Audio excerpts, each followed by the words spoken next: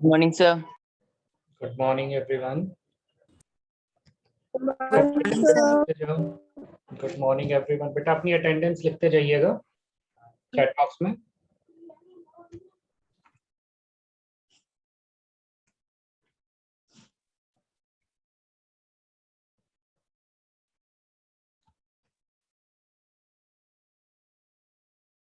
ठीक है बेटा, सभी बच्चे अपनी अटेंडेंस लिखते जाएं बेटा चैट बॉक्स में with your name, class and roll number, ताकि हम। गुड मॉर्निंग बेटा। Good morning, sir. Good morning everyone बेटा। Please mark your attendance in the chat box.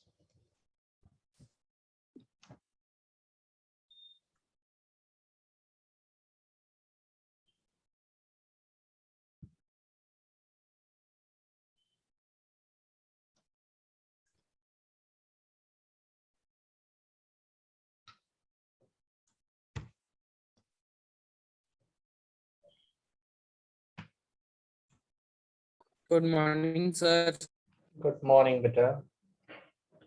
जिन बच्चों ने अभी ज्वाइन किया है बेटा अपनी अटेंडेंस मार्क करते जाइएगा, ठीक है। गुड मॉर्निंग एवरीवन बेटा। जिन बच्चों ने अभी क्लास ज्वाइन की है please mark your attendance in the chat box, then we are going to start your class in next 1 minute. Okay बेटा, एक्सरसाइज 4.1। रमनदीप बेटा माइक ऑफ कर ले, नहीं तो रिमूव हो जाएगा क्लास से। ओके बेटा, तो एक्सरसाइज 4.1 जिसमें हमने ये सीखा था कि क्वाड्रेटिक इक्वेशन की जर्नल फॉर्म क्या होती है और क्वाड्रेटिक इक्वेशन बनाई कैसे जाती है। उस चीज में किसी बच्चे को कोई डाउट है बेटा तो वो पूछ सकता है कि how we frame a quadratic equation and how we get to know whether the given equation is quadratic or not. If any student have any doubt related to that concept, he can ask. Otherwise, we'll move to the next topic, solution of a quadratic equation. किसी बच्चे को कोई doubt नहीं है बेटा first exercise में? No, sir. Okay okay बेटा, तो नेक्स्ट जो हमने टॉपिक स्टार्ट करना है बेटा आज, that will be solution of quadratic equation by factorisation. कि हमें क्वाड्रेटिक इक्वेशन के सॉल्यूशंस फाइंड करने हैं जिससे, और वो उसके लिए हमने मेथड अप्लाई करना है फैक्टराइजेशन मेथड। ठीक है बेटा। सो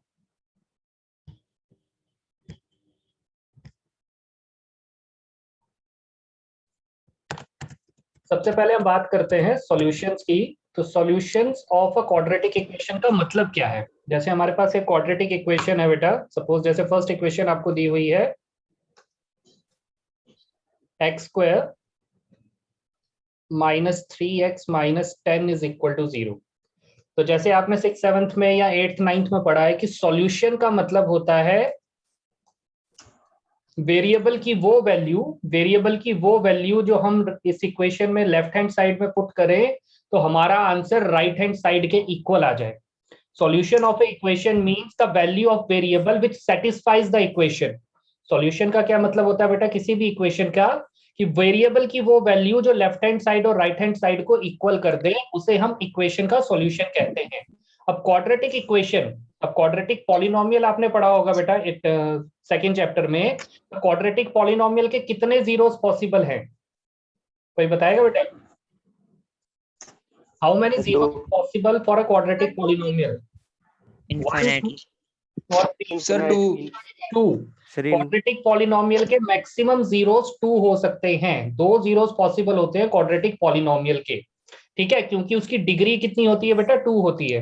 क्वाड्रेटिक पॉलिनोमियल के 2 जीरोस पॉसिबल है because in quadratic polynomial the degree is 2। तो जिस पॉलिनोमियल की जो डिग्री होगी उसके उतने ही जीरोस पॉसिबल हैं। सिमिलरली जिस इक्वेशन की जो डिग्री होगी उसके उतने ही सॉल्यूशन पॉसिबल हैं।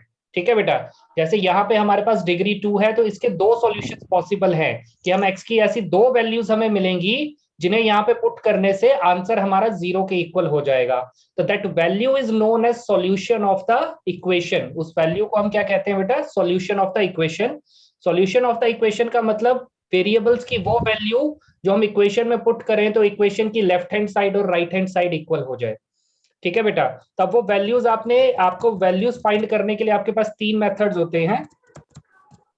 ठीक है बेटा, you have 3 methods to find the value. Sir x2 भी हो सकता है ना ऐसे? क्या कह रहे हैं बेटा? x2 भी हो सकता है ना पहले का? मैंने पहले का सॉल्यूशन नहीं बताया बेटा, मैंने जस्ट इतना पूछा कि उसके कितने सॉल्यूशंस पॉसिबल हैं। ये एनोनेशन कौन कर रहा है?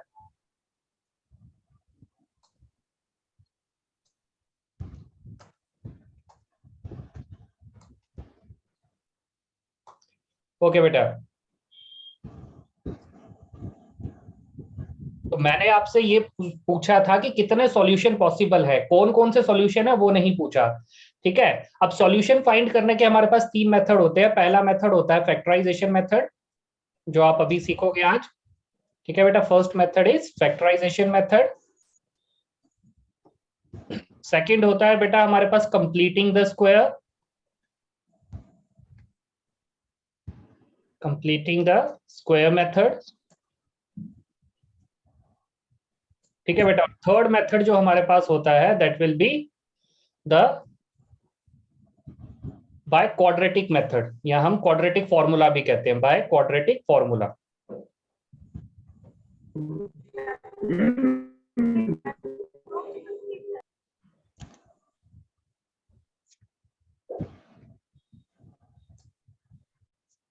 ठीक है, बाय क्वाड्रेटिक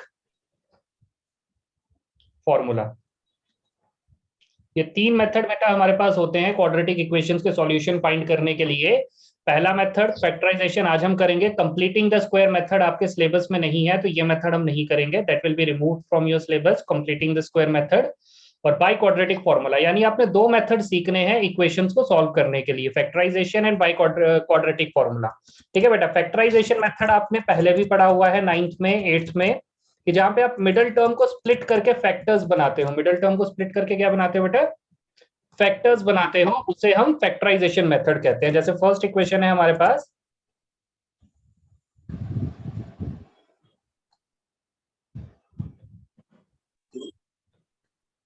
ठीक है बेटा, फर्स्ट इक्वेशन है हमारे पास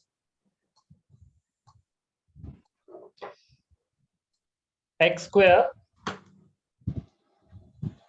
-3x - 10 इज इक्वल टू 0। ठीक है बेटा, तो अब आपने 10 को इस तरह से ब्रेक करना है, सॉरी मिडिल टर्म में जो लिखी हुई है दैट विल बी 3, तो आपने 3 को इस तरह से ब्रेक करना है कि प्लस माइनस करके वो 3 ही रहे, और जब उन दो नंबर्स को हम मल्टीप्लाई करें तो उसका आंसर 10 आए। कि हमें ऐसे दो नंबर्स चाहिए जिनको या तो प्लस करके 3 आता हो या मल्टीप्लाई करके 3 आता हो, और उन्हें मल्टीप्लाई करके 10 आए। ठीक है बेटा, कि हमें ऐसे दो नंबर्स चाहिए जिनको प्लस करके हमारा आंसर 3 आए या माइनस करके हमारा आंसर 3 आए, और जब हम उन दोनों नंबर्स को मल्टीप्लाई करें तो हमारा आंसर 10 आए। ठीक है बेटा, तो ऐसे नंबर्स के लिए आपने एक आइडेंटिटी पढ़ी थी, x square a + b × x + ab। ठीक है बेटा, कौन सी आइडेंटिटी थी ये? आइडेंटिटी फोर्थ जो आपने x पीरियड में पढ़ी थी। + b। हाँ, x + a × x + b। तो x + a × x + b के लिए जो हम फॉर्मूला यूज करते थे कि दो ऐसे नंबर्स जिनको प्लस करके ऐसा नंबर मिले और मल्टीप्लाई करके ऐसा नंबर मिले, that will be the middle term splitting. इस मेथड को हम क्या नाम देते थे? Middle term splitting. कि हमने ऐसे दो नंबर्स फाइंड करने हैं जिनको प्लस माइनस करके, प्लस या माइनस करके 3 आए, और उसको जब हम मल्टीप्लाई करें तो 10 आए। तो उसके लिए हम क्या मेथड अप्लाई करेंगे बेटा? कि सबसे पहले हम चेक करेंगे सर -5x और +2x। 5 और 2। कि जैसे यहाँ पे -5 एक्स स्क्वायर के आगे कोफिशिएंट क्या है? एक्स स्क्वायर के आगे कोफिशिएंट है 1। तो हम इसको और इसके कोफिशिएंट को मल्टीप्लाई करके चेक करेंगे आंसर कितना आएगा। आप एक रफ पेज पे लिख लो कि 10 आंसर कितना आया मल्टीप्लाई करके 10। अब आपने 10 के फैक्टर्स चेक करने हैं। 10 के फैक्टर्स आपके पास होते हैं 1 2 सर -5 + 2। 5 और 10। ठीक है बेटा, तो इन फैक्टर्स में आपको वो दो नंबर्स मिल जाएंगे जिनको प्लस या माइनस करके आपको 3 मिलेगा, और मल्टीप्लाई करके कितना मिलेगा? 10। तो जैसे आप सब कह रहे हो बेटा, -5 और +2, 2। पक्का? Yes sir. That will B -5x and Yes, sir. +2x। ठीक है बेटा, +2x कि 5 में से 2 माइनस किया तो 3 आंसर आया, और 5 × 2 कितना हो गया बेटा? 10। अब यहाँ पे माइनस साइन 5 के साथ क्यों आया? क्योंकि 3 के आगे नेगेटिव साइन है, तो नेगेटिव साइन होने का मतलब है कि जो बड़ा नंबर है उसके पास नेगेटिव साइन होना चाहिए, and that will be -10 is equal to 0। तो अब आपने ये दो टर्म्स और ये दो टर्म्स, इनमें जो कॉमन है वो चेक करना है। तो कॉमन है यहाँ पे बेटा x, you left with x - 5 और इन दोनों में X- कॉमन है 2, again you 2 left with x minus 5 is equal to 0। ठीक है बेटा, अब ये वैल्यू भी कॉमन है दोनों के लिए, तो ये वैल्यू भी बाहर आ जाएगी, x minus 5 multiplied by x plus 2, that will be equal to 0। ठीक है बेटा, यहां तक किसी कोई डाउट कि हम मिडल टर्म को स्प्लिट कैसे करते हैं? मिडल टर्म को स्प्लिट करने का बहुत सिंपल मेथड है बेटा, कि पहले आपने क्या करना है, आपने एक्स स्क्वायर के कोफिशिएंट और कांस्टेंट वैल्यू को मल्टीप्लाई करके चेक करना है कि क्या आंसर आता है। वो आंसर हमारा आया 10। उसके बाद जो आंसर हमारे पास आता है, हम उसके फैक्टर्स को चेक करते हैं कि ऐसे दो फैक्टर्स फिर उसमें से हम फाइंड करते हैं जिनको प्लस करके या माइनस करके हमारी मिडल टर्म आती हो। ठीक है बेटा, उसके बाद हाँ जी बेटा। सर अगर एक्स स्क्वायर 3x की जगह 3x स्क्वायर होता तो हम 3 को पहले 10 के साथ मल्टीप्लाई करते, और जो कोफिशिएंट आता, जो वैल्यू आती, उसके फैक्टर्स चेक करते और फिर मिडिल टर्म को उसके अकॉर्डिंग स्प्लिट करते, जैसे सेकंड पार्ट में अभी हम करेंगे। ठीक है बेटा, तो अब यहाँ पे हमारे पास विच एम्प्लाइज या तो x माइनस 5 0 के इक्वल है या x प्लस 2 0 के इक्वल है। इस बात का क्या मतलब हुआ कि either x minus 5 is equal to 0 और x plus 2 is equal to 0। इसका मतलब ये है या तो इसका आंसर 0 के इक्वल आएगा, तब 0 into x plus 2 is equal to 0 होगा, या x प्लस 2 का आंसर 0 आएगा, तब 0 इंटू एक्स माइनस 5 0 के इक्वल होगा। ठीक है बेटा, कि मुझे dash into multiplied by 4 answer चाहिए 0, या 4 इंटू डैश मल्टीप्लाइड बाय 0। तो इस डैश में या तो यहाँ पे 0 है या यहाँ पे 0 है। सेम केस यहाँ पे, या तो ये वैल्यू 0 के इक्वल है या ये वैल्यू 0 के इक्वल है, तभी दोनों को मल्टीप्लाई करके आंसर कितना आ रहा है मेरे पास? 0। ठीक है बेटा, तो x की वैल्यू आ गई मेरे पास एक, x इज इक्वल टू 5 और x is equal to minus 2। ठीक है बेटा, ये आपके सॉल्यूशंस होंगे क्वाड्रेटिक इक्वेशन के। कोई डाउट बेटा इस पार्ट में किसी को? No sir. समझ नहीं आया क्या समझ नहीं आया बेटा? सर, ये जो x मल्टीप्लाई x माइनस 5 वाला। x multiplied by x minus 5 वाला बेटा, यहाँ पे हम कॉमन निकाल रहे हैं ना, x square and minus 5x। जैसे यहाँ पे लिखा x स्क्वायर माइनस 5x, इन दोनों में कॉमन वैल्यू कौन सी है? जैसे हम लिखे x स्क्वायर को हम लिख सकते हैं x multiplied by x minus 5 multiplied by x। तो हमने कॉमन वैल्यू के लिए हम सर्कल करते थे बेटा, ये सर्कल हमने किया, तो इसमें x जो है एक कॉमन आ गया, बाहर आ गया ब्रैकेट के, और एक x ब्रैकेट के अंदर रह गया, और यहाँ पे क्या बच गया बेटा? -5. This will be the way to take the common from the two numbers. Similarly 2x minus 10 में 2 multiplied by x, और 10 को अगर हम ब्रेक करेंगे तो 2 multiplied by 5, तो 2 दोनों में कॉमन था बेटा, तो 2 ब्रैकेट के बाहर आ गया, you left with x minus 5। समझ में आया बेटा ये? Yes sir. ओके बेटा, तो फर्स्ट पार्ट में किसी और बच्चे को कोई डाउट है बेटा तो वो पूछ सकता है, फिर हम सेकंड पार्ट चेक करते हैं बेटा। No sir. First part clear है बेटा सबको? Yes Yes, sir. Yes sir. Second part है आपके पास 2x स्क्वायर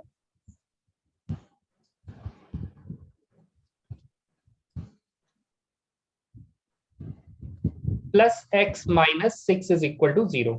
ठीक है बेटा, अब यहाँ पे ध्यान से देखोगे तो x स्क्वायर के आगे कोफिशिएंट लिखा हुआ है 2, और जो आपके पास कांस्टेंट वैल्यू है उसका आंसर है, उसकी वैल्यू है 6।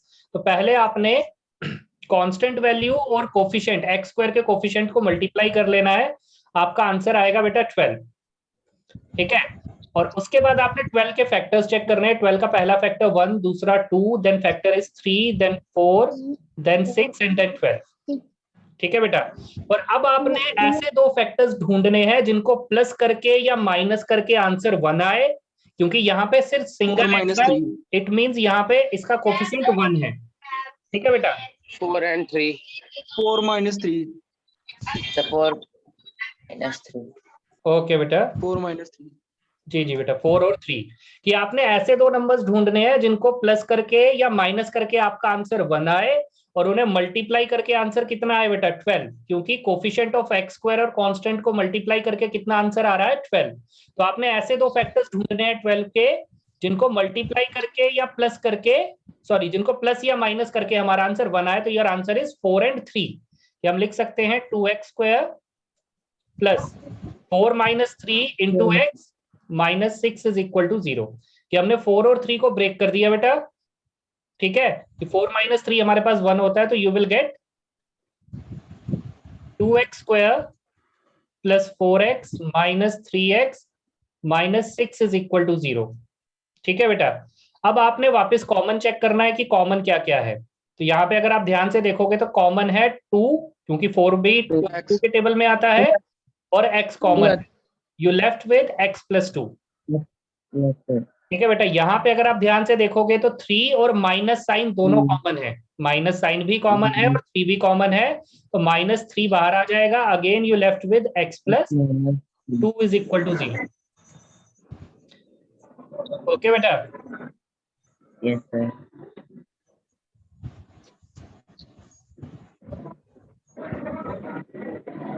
आशीष बेटा अपना माइक ऑफ कर लो, जब कुछ पूछना हो तभी माइक ऑन करना होता है।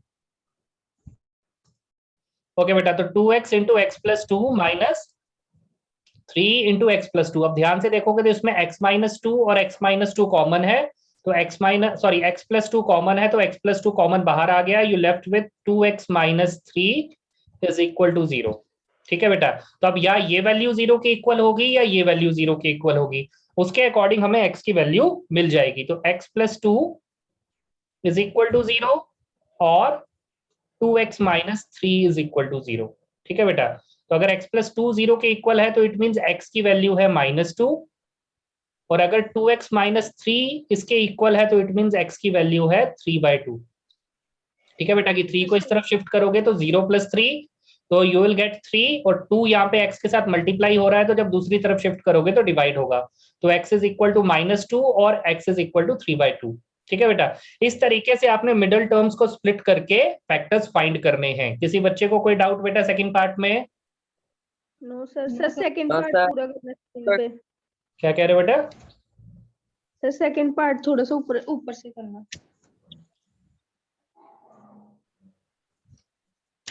ठीक है बेटा, बाकी बच्चे थर्ड पार्ट रीड करो बेटा।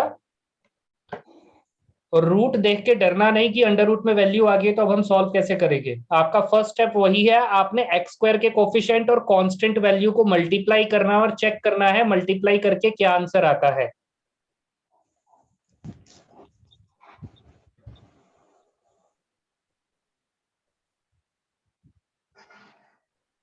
लिख लिया बेटा फर्स्ट और सेकंड पार्ट सबने? Yes sir. ओके बेटा, यस अब हम second part sorry third part check करते हैं।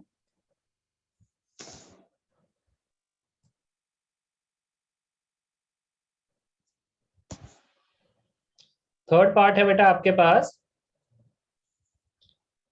√2 x square plus 7x plus 5√2 is equal to 0। ठीक है बेटा, तो यहाँ पे एक्स स्क्वायर के साथ जो कोफिशिएंट है दैट विल बी √2, और जो आपके पास कांस्टेंट वैल्यू है बेटा दैट विल बी 5√2। तो सबसे पहले आपने क्या करना है, आपने कांस्टेंट वैल्यू और एक्स स्क्वायर के कोफिशिएंट को मल्टीप्लाई करना है कि आपका मल्टीप्लाई करके क्या आंसर आता है। तो √2 मल्टीप्लाइड बाय √2 कितना आंसर होगा बेटा? 10 √2 मल्टीप्लाइड बाय √2 2 आंसर होगा, तो 5 multiplied by 2 is equal to 10। तो आपका आंसर आएगा बेटा 10, कि जब आप कांस्टेंट वैल्यू और कोफिशिएंट ऑफ एक्स स्क्वायर को मल्टीप्लाई करोगे you will get your answer 10, कि 5√2 एंड √2, तो योर आंसर इज 10। अब आपने 10 के फैक्टर्स चेक करने हैं। 10 के फैक्टर्स आगे बेटा आपके पास 1, 2, 5 और 10, और अब आपको ऐसे दो नंबर्स चाहिए जिनको प्लस करके या माइनस करके आपका आंसर 7 के इक्वल आए, क्योंकि मिडिल टर्म में हमारे पास 7 है। ठीक है बेटा, हमारे पास 5 और 2 ऐसे दो नंबर्स हैं जिनको आप प्लस करोगे तो आपका आंसर कितना आ जाएगा? 7। 5 और 2 ऐसे दो नंबर्स हैं जिनको आप प्लस करोगे तो आपका आंसर 7 आ जाएगा। तो हम इसको ब्रेक कर लेंगे, तो √2 x square plus 2x plus 5x plus 5√2 is equal to 0। ठीक है बेटा, यहां तक कोई डाउट? ये आपने 7 को मिडिल टर्म को स्प्लिट कर लिया इस तरीके से कि उन दोनों दो नंबर्स ऐसे मिले जिनको प्लस करके 7 आता है और मल्टीप्लाई करके वो आंसर आता है जो कांस्टेंट वैल्यू और एक्स स्क्वायर के कोफिशिएंट को मल्टीप्लाई करके आया। तो कांस्टेंट वैल्यू थी 5√2 और कोफिशिएंट था √2, तो दोनों को मल्टीप्लाई करके बेटा आंसर आया हमारे पास 10, और हमने 10 के फैक्टर्स चेक किए तो हमें वो दो नंबर्स मिले 5 और 2। अब आपने चेक करना है कि इन दोनों में कॉमन क्या है। और इन दोनों में कॉमन क्या? √2 यहाँ पे ध्यान से X है। देखोगे बेटा तो √2 और x multiplied by x multiplied by x, ठीक है बेटा, प्लस 2 को हम लिख सकते हैं √2 मल्टीप्लाइड बाय √2, क्योंकि 2 जो होता है वो √2 का स्क्वायर करके हमें मिल सकता है, तो 2 को हम लिख सकते हैं √2 मल्टीप्लाइड बाय √2 इंटू एक्स, तो √2 और x जो है वो आपके पास कॉमन आ गया, वो आप ब्रैकेट से बाहर निकाल लोगे, तो √2x कॉमन आ गया बेटा, you left with x plus √2, left with x plus √2 and plus यहाँ पे 5 सर कॉमन आ गया। रूट की तो सर नीचे 2 कैसे लग गई? क्या कह रहा है बेटा? सर ऊपर एक ही रूट थी। बेटा ये जो 2 है इसको हमने ब्रेक किया कि √2 मल्टीप्लाइड बाय √2 किसके इक्वल होता है? 2 के 2 के। तो सर, यहाँ two- पे कॉमन क्या आया? 2√2 बन गए ना अब यहाँ पे, तो एक √2 कॉमन बाहर चला गया और एक √2 ब्रैकेट के अंदर रह गया। समझ में आया बेटा? Yes sir. ओके अब यहाँ पे ध्यान से देखोगे तो यहाँ पे कॉमन क्या है बेटा? 5, you left with x plus √2 is equal to 0। अब यहाँ पे x प्लस √2 कॉमन है, तो x प्लस √2 बाहर आ गया बेटा, you left with √2x plus 5 is equal to 0। तो अब या तो ये वैल्यू 0 के इक्वल है या ये वैल्यू 0 के इक्वल है, ठीक है बेटा, तो आपने उसके अकॉर्डिंग वैल्यू निकाल लेनी है। तो which implies x plus √2 is equal to 0 और √2x plus 5 is equal to 0। तो x की वैल्यू आ गई बेटा आपके पास, एक आ गई -√2 और दूसरी वैल्यू आ जाएगी आपके पास +5, उस तरफ शिफ्ट करोगे तो दैट विल बिकम -5 और 2 यहाँ पे मल्टीप्लाई हो रहा है तो इस तरफ ये डिवाइड हो जाएगा, तो √-5 by √2, these are your roots of the equation या solutions of the equations. Third part clear है बेटा सबको? Yes yes sir. किसी बच्चे को कोई डाउट बेटा तो वो पूछ सकता है, नहीं है तो फिर हम फोर्थ पार्ट चेक करते हैं, फिफ्थ पार्ट आप होमवर्क करो। थर्ड पार्ट पे किसी कोई डाउट नहीं है बेटा? No sir. ओके बेटा, तो will moving to the fifth part, sorry fourth part. ये नोट कर लिया बेटा सबने third part? Yes sir. Okay fourth part है बेटा आपके पास 2x square -x plus 1/8 is equal to 0, ठीक है बेटा। तो अब यहाँ पे जो आपके पास कांस्टेंट वैल्यू है उसके डिनोमिनेटर में 8 है, तो पहले हम इस 8 को हटाएंगे। 8 को हटाने के लिए हम क्या करेंगे, हम सबका एलसीएम चेक कर सकते हैं कि हमें पता है कि जिसके नीचे कुछ नहीं होता उसके नीचे 1 होता है बेटा, तो हम क्या करेंगे 8 और 1 का एलसीएम चेक करेंगे, तो 8 और 1 का एलसीएम 8 ही आएगा हमारे पास, ठीक है बेटा, 8 और 1 का एलसीएम 8 ही आएगा, तो हम 8 कॉमन दे देंगे। अब 1 को कितने से मल्टीप्लाई करोगे तो 8 आएगा, that will be your answer is 8। तो हम 2 को भी 8 से मल्टीप्लाई करेंगे तो यहाँ पे बन जाएगा 16x square -8x plus 1 is equal to 0। ये बात समझ में आई बेटा कि हमने एलसीएम चेक किया, जैसे हम फ्रैक्शंस के केस में करते हैं, एलसीएम चेक करने के बाद हमारा एलसीएम आया बेटा 8, तो 1 को कितने से मल्टीप्लाई करोगे तो 8 आएगा, योर आंसर इज 8। तो 8 अगर नीचे मल्टीप्लाई हो रहा है तो 8 ऊपर भी मल्टीप्लाई करेंगे, तो 8 2 16। सिमिलरली यहाँ पे 1 को कितने से मल्टीप्लाई करोगे तो 8 आएगा, योर आंसर इज 8। तो 8 अगर नीचे मल्टीप्लाई कर रहे हो तो वो ऊपर भी मल्टीप्लाई होगा, तो you will gate 8x। Similarly 8 को कितने से मल्टीप्लाई करोगे तो 8 आएगा, योर आंसर इज 1। तो नीचे अगर 1 से मल्टीप्लाई हो रहा है तो ऊपर भी 1 से मल्टीप्लाई होगा, तो यहाँ पे 1 आ गया। अब इस 8 को जब दूसरी तरफ शिफ्ट करोगे तो ये मल्टीप्लाई होगा 0 के साथ, तो which implies 16x square -8x plus 1 is equal to 0। अब आपके पास ये क्वाड्रेटिक इक्वेशन बनी है जिसके मिडल टर्म आपने स्प्लिट करनी है according to the coefficient of x square and 1। तो यहाँ पे 16 मल्टीप्लाइड बाय 1 16 आंसर आएगा बेटा। अब आपने मिडिल टर्म को इस तरीके से स्प्लिट करना है कि प्लस माइनस करके वो 8 ही रहे और उसको मल्टीप्लाई करके जो आंसर आएगा वो 16 आना चाहिए। तो उसके लिए हम 16 के फैक्टर्स चेक करेंगे, तो 1 2 4 8 एंड 16, ठीक है बेटा। तो अब ऐसे दो नंबर्स जिनको प्लस या माइनस करके 8 ही आए और मल्टीप्लाई करके 16 आए, -4 -4 and -4 4 and 4 कि 4 ही एक ऐसा नंबर है जिसको हम 2 बार प्लस करेंगे तो हमें 8 मिलेगा, और 4 को 4 से मल्टीप्लाई करेंगे तो हमें 16 मिलेगा। ठीक है बेटा, तो which implies 16x square minus 4 plus 4x plus 1 is equal to 0 की 8 की जगह हमने कौन सा नंबर लिख दिया 4 प्लस 4। तो जब हम ब्रैकेट ओपन करेंगे बेटा तो 16x square minus 4x plus 1 is equal to 0। तो अब इन दोनों में कॉमन क्या है बेटा? 4x कॉमन है, you left with x minus 1। ठीक है बेटा, सॉरी 4x माइनस 1, एंड यहां पे कॉमन है बेटा आपके पास -1, तो you left with 4x minus 1 is equal to 0, which implies 4x minus 1 multiplied by 4x minus 1 is equal to 0। ठीक है बेटा, कि यहाँ पे कॉमन था आपके पास -1, तो 4x माइनस 1 बच गया, और इन दोनों में ये कॉमन है। Now which implies 4x minus 1 is equal to 0, और 4x minus 1 is equal to 0। तो x की वैल्यू आ जाएगी बेटा आपके पास दोनों ही केसेस में 1/4 और 1/4। ठीक है बेटा, सिंपल क्वेश्चंस है, और इस तरह का क्वेश्चन आपको आता जरूर है बेटा, जहां पे आपको मिडिल टर्म स्प्लिट करके फैक्टर्स फाइंड करने हैं क्वाड्रेटिक इक्वेशंस में। किसी बच्चे को कोई डाउट बेटा फोर्थ पार्ट में? No sir. सर लिखना है। लिख लो बेटा। बेटा फिफ्थ पार्ट लिख लिया सर, ऊपर से रहता थोड़ा। बेटा फिफ्थ पार्ट और जो आपका सेकंड क्वेश्चन है वो आप होमवर्क करोगे। ठीक है बेटा, फिफ्थ पार्ट है आपके पास 100x square minus 20x plus 1। तो पहले 100 और 1 को मल्टीप्लाई कर लोगे कि कितना आंसर आता है, और फिर 20 को इस तरह से ब्रेक करोगे कि प्लस या माइनस करके 20 ही रहे और मल्टीप्लाई करके 100 आए। ठीक है बेटा, फिफ्थ पार्ट कर लोगे सारे सॉल्व? 10।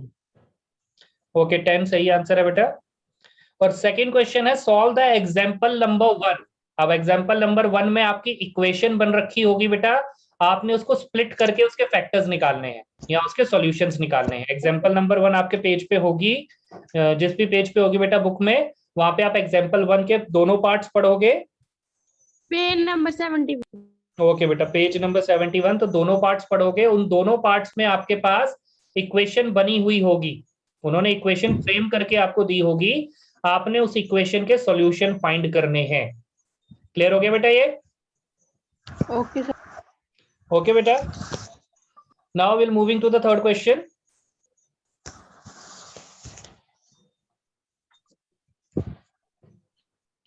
थर्ड क्वेश्चन है बेटा आपके पास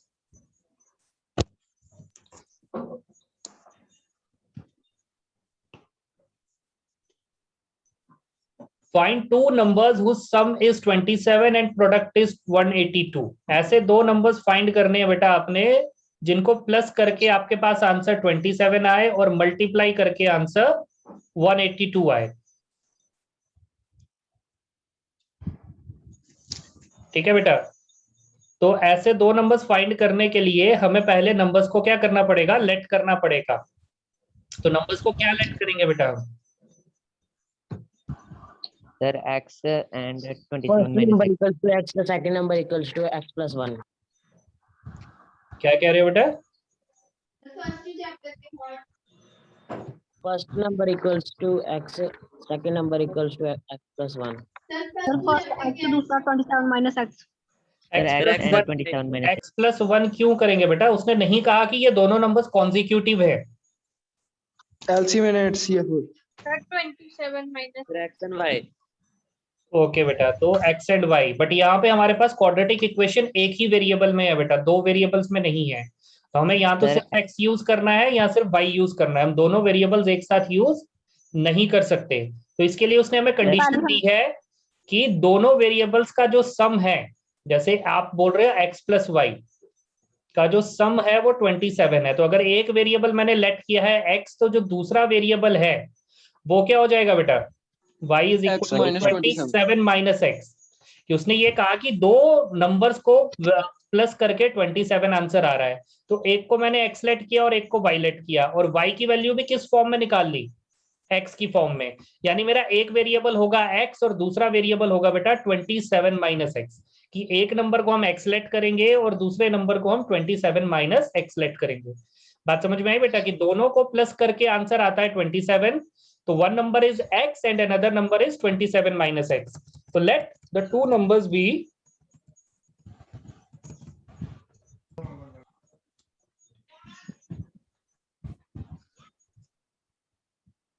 let the two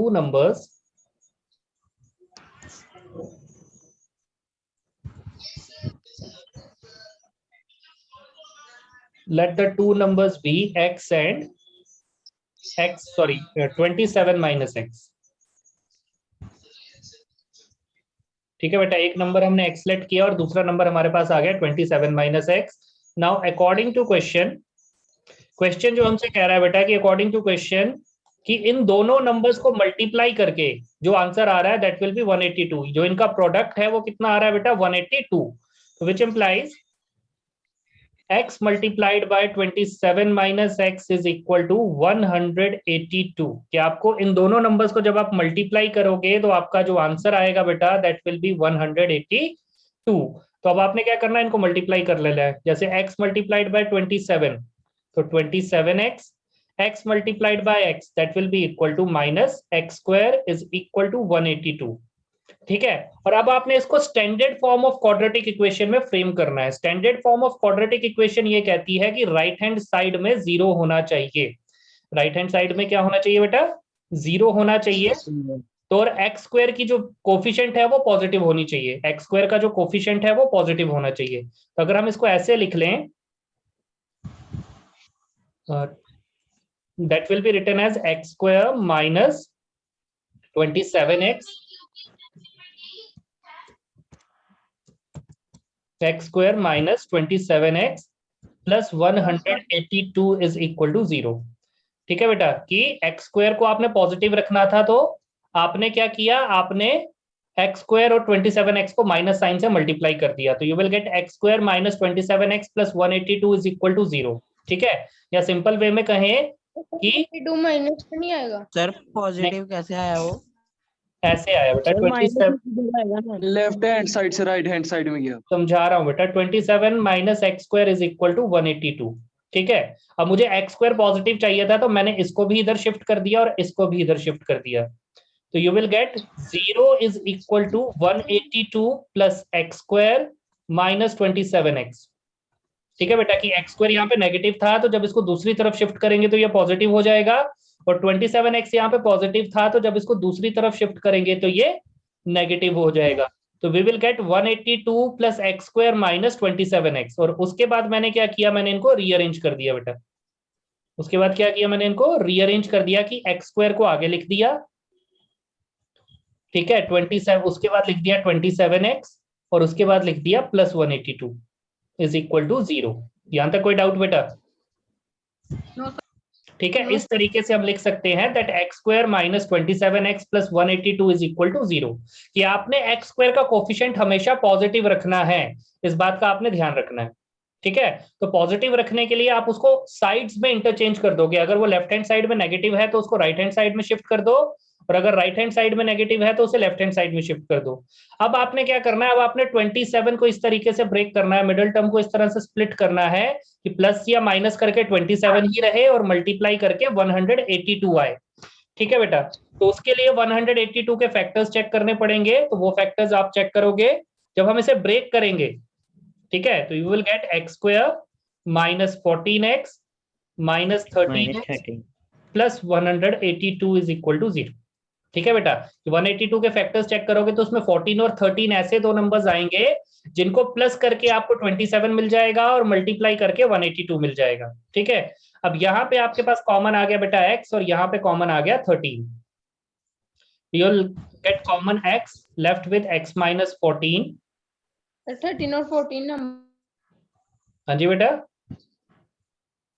सर 13 और 14 ही नंबर को मल्टीप्लाई करके 182 आ रहा है सर, वही नंबर होंगे आंसर। हाँ वही नंबर होंगे आंसर। ठीक है बेटा, तो x माइनस 14 जो है, अब यहाँ से कॉमन आ गया बेटा x, तो you left with x minus 14, और यहाँ पे कॉमन आ गया minus 13, again you left with x minus 14।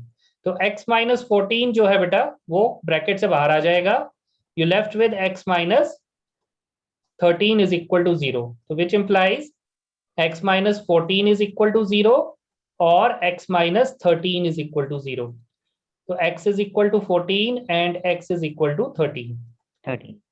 ठीक है बेटा, तो hence two numbers are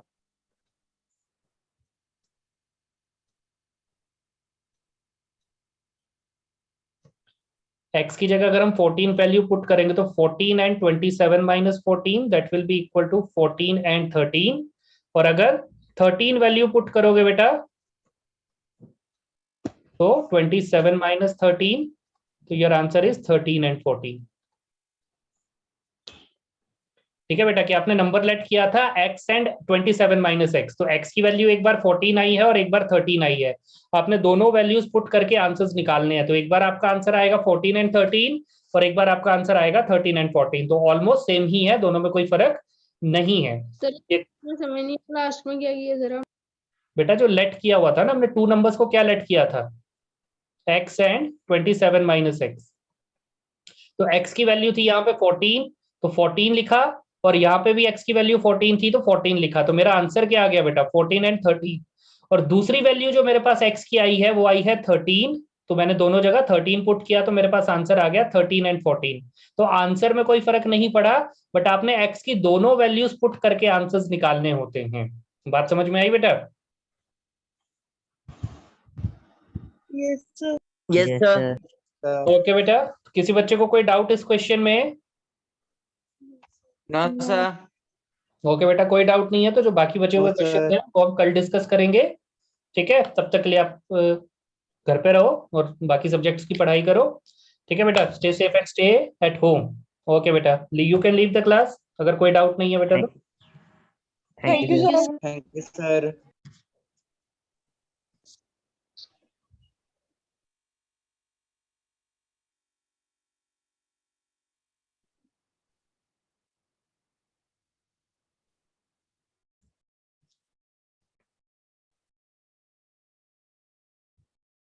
thank you.